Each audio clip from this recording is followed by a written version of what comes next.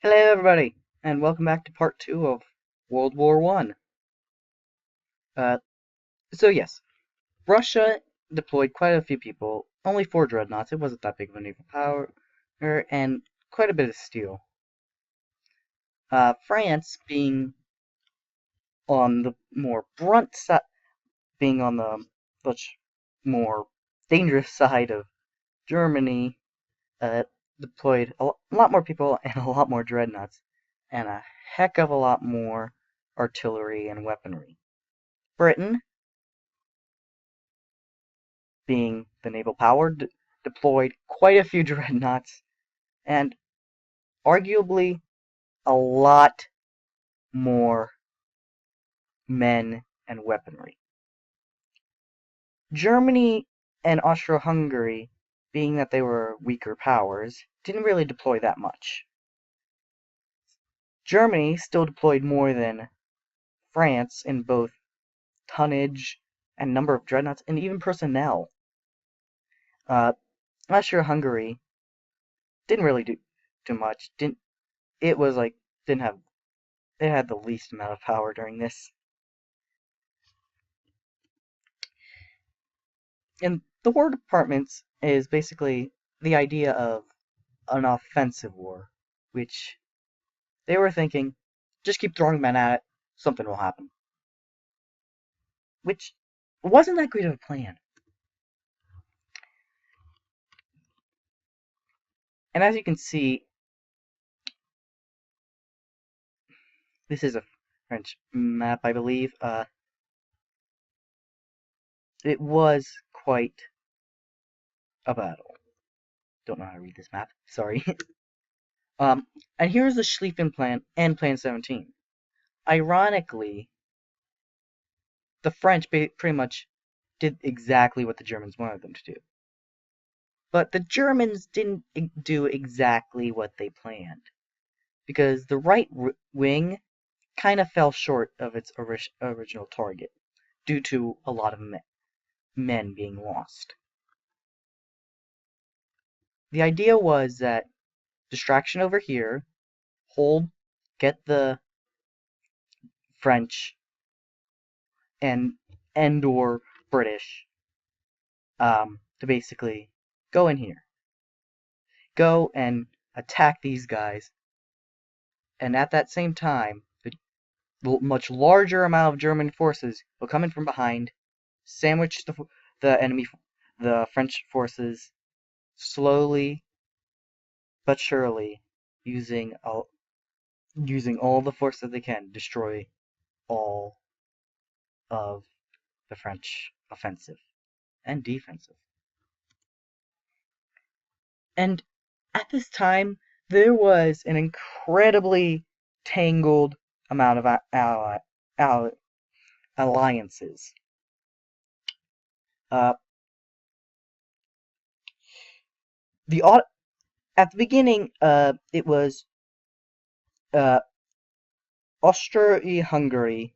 It was Austria-Hungary, and Germany and Italy just being, well, the help you defend. And the Ottoman Empire being the powder keg, pretty much.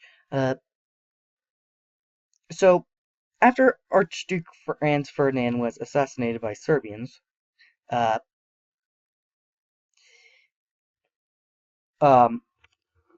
Austria-Hungary, usually this kind of assassination wouldn't have caused too much distress, but Austria-Hungary had to make a big deal about it, sent an ultimatum to Serbia saying, you join us, you follow all our rules, destroy all of your military things, disband them, and we'll let you live.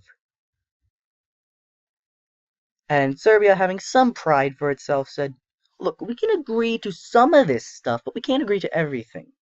But to Austria-Hungary, it was black or white. You agree, or we go to war.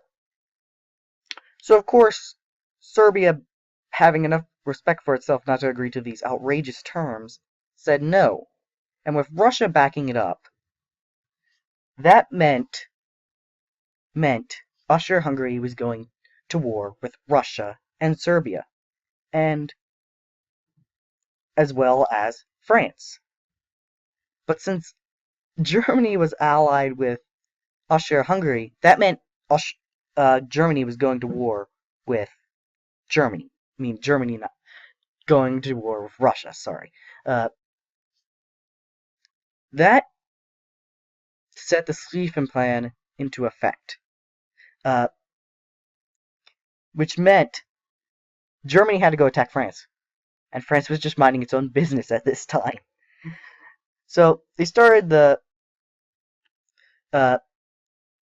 Schlieffen Plan, and the Schlieffen Plan was based on the idea that it would take 42 days for all of Russia to send its forces. So they would have to go through Belgium and attack France. And at this time, Italy then said, "Oh, we're only for defensive. We're just going to remain neutral for the war," and basically chickened out. So as you can see, it is kind of complex. So I didn't make this. My history teacher thought it would be effective just use smiley faces. So Germany obviously can't love or hate itself, but Germany didn't like Russia at all, and it definitely didn't like France.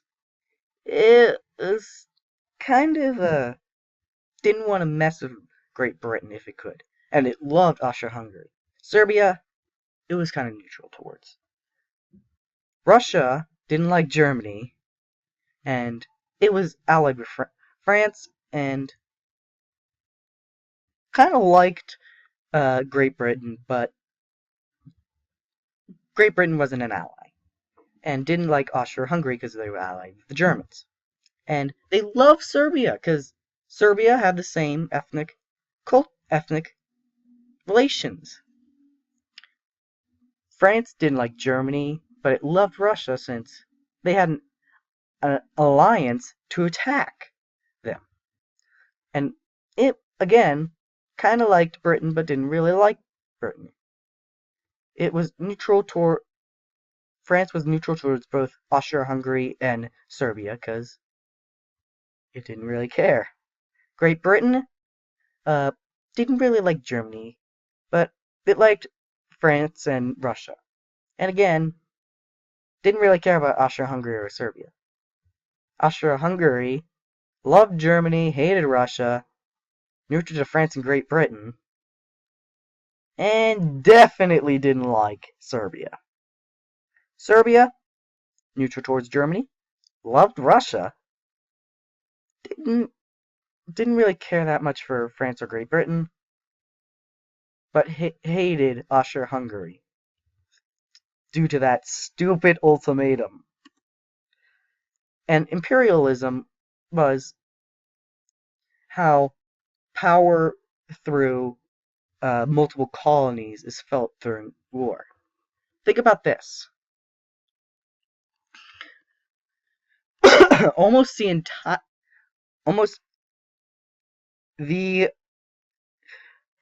Britain has had control over a spread of land on almost every continent on Earth, other than Antarctica, of course. So, going up against a power that has so many colonies, yeah. So as you can see, this is basically global colonies and alliances. The orange is the Germans, Austria-Hungaries, and the greens are all the allies, and the gray is neutrals. So you can see, just by angering England, which I will discuss later, you brought all this into the war. Nationalism. first three powers were in a struggle for the most power they could possibly get. And the struggle between keeping old nations up and starting up new nations and trying to prove yourself did kind of start World War One. Serbian nationalists killed the wrong person if they wanted to get their point out there. And they actually had several different chances to kill him, missing twice, and due to a miscommunication and dumb luck, they actually killed him. And that's the end of the slideshow. I will see you in part 3. Bye!